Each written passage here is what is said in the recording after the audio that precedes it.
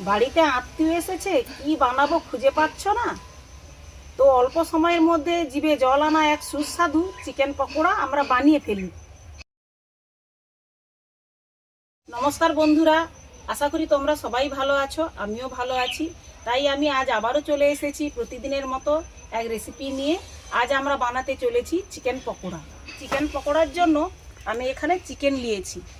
চিকেনটা কোনো হাড় থাকবে না, এইরকম ছোট ছোট পিস করে কেটে নিয়েছি। আর লাগছে বাঁধাকপি, পেঁয়াজ, কাঁচা লঙ্কা, একটু আদা রসুন বাটা, চালের গুঁড়ো। যে বিভিন্ন রকমের মশলা দেবো সেগুলো রান্নার সময়ই তোমাদের দেখাচ্ছি। মাংসর মধ্যে দিয়ে দিব লবণ, গুঁড়ো হলুদ, গুঁড়ো লঙ্কা আর একটু আদা রসুন বাটা, গরম মশলা গুঁড়ো, জিরা গুঁড়ো, গোলমরিচের গুঁড়ো, একটু ধনিয়া গুঁড়ো, 1 চামচ ভিনিগার। তোমাদের কাছে ভিনিগার না থাকলে একটু লেবু রস দিয়ে দিবে। এবারে এটাকে আমরা মাখিয়ে নেব। আমি উনুনটা ধরিয়ে নিয়েছি, এবারে আমি কড়াটা বসিয়ে দেব। এবারে আমি কড়াইতে অল্প পরিমাণ তেল দিব। এবারে পেঁয়াজটা দিয়ে দেব।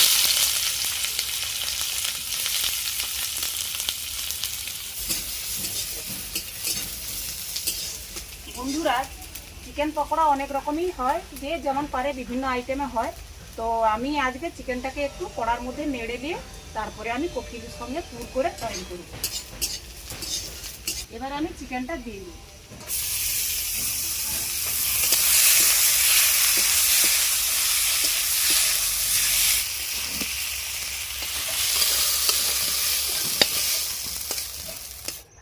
আমার মাংসটা ভাজা হয়ে গেছে, আমি এবার কফিটাকে মাখিয়ে নেব। এর মধ্যে পেঁয়াজ আর কাঁচা লঙ্কা দেব,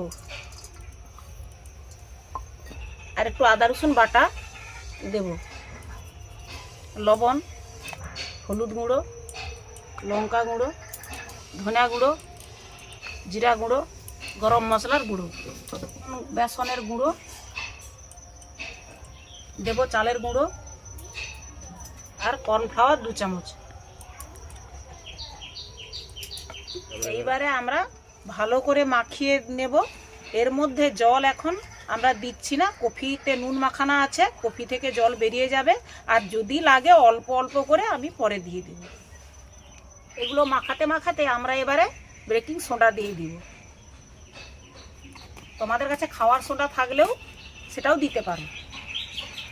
আমার একটু জল লাগবে, আমি জল দিচ্ছি।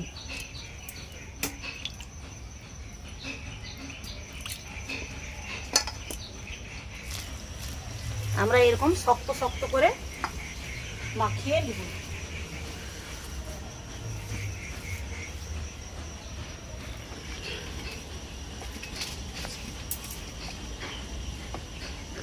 কড়া গরম হয়ে গেছে, আমি এবার তেল দিয়ে দিচ্ছি। তেলটা একটু বেশি পরিমাণ দিতে হবে, কারণ পকোড়াগুলো ডুবো তেলেই ভাজা হবে। আমরা এই পরিমাণ কফি মাখা নেব। এবারে এর মধ্যে আমরা চিকেনটা ভরবো।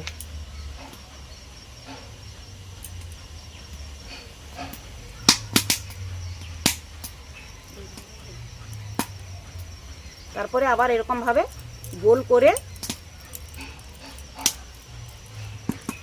আমরা তেলের মধ্যে দিয়ে দিই।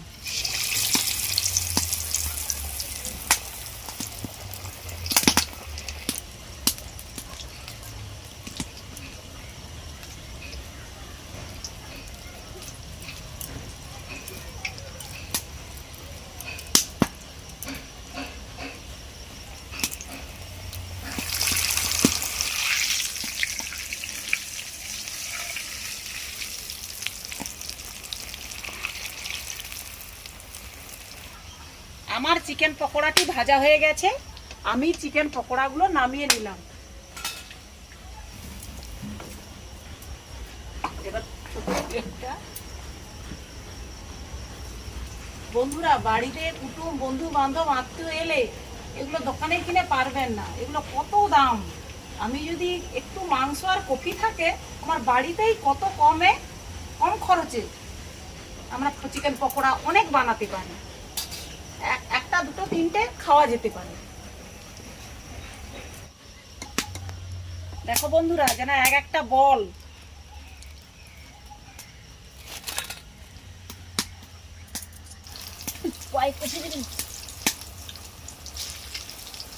না, ওটা আর কটি দিবার দরকার। তো বন্ধুরা, আমার পকোড়া ভাজা কমপ্লিট হয়ে গেছে। আমার পকোড়াটা ভাজতে বেশি সময়ও লাগলো না, আর খুব কম খরচে খুব অল্প সময়ে আমি পকোড়াটা তৈরি করে নিয়েছি। তো তোমরাও বাড়িতে এইভাবে বানাবে, খুব কম সময়ে হয়ে যাবে। আর পকোড়াটা তো এমনি খাওয়াটা ঠিক ভালো লাগে না, এর জন্য আমি সস নিয়েছি, 2 রকম সস নিয়েছি, একটা টমেটো সস আর একটা আমের কাসুন্দি। এই দুটো দিয়েই আমরা আজকে খাবো।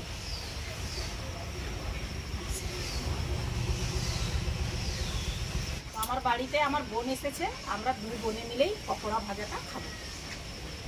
তো সব পকোড়াগুলোই আমরা দুজনে খেয়ে নেব না, আমরা দুজনে অল্প অল্পই নেব, বাড়ির আরো লোকজন আছে তো তারাও খাবে।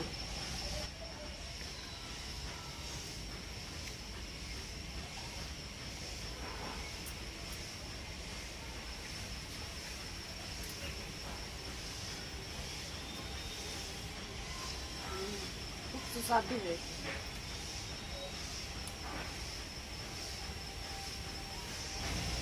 খুব ভালো হয়েছে। তো এইভাবে তোমরাও বাড়িতে বানিয়ে খাবে, অবশ্যই ভালো লাগবে। বন্ধুরা, আমার পকোড়া ভাজাটি কেমন হয়েছে অবশ্যই কমেন্ট করে জানাবে, আর পারলে লাইক করে দিবে। এটা হচ্ছে তোমাদের সঙ্গে পরের ভিডিও।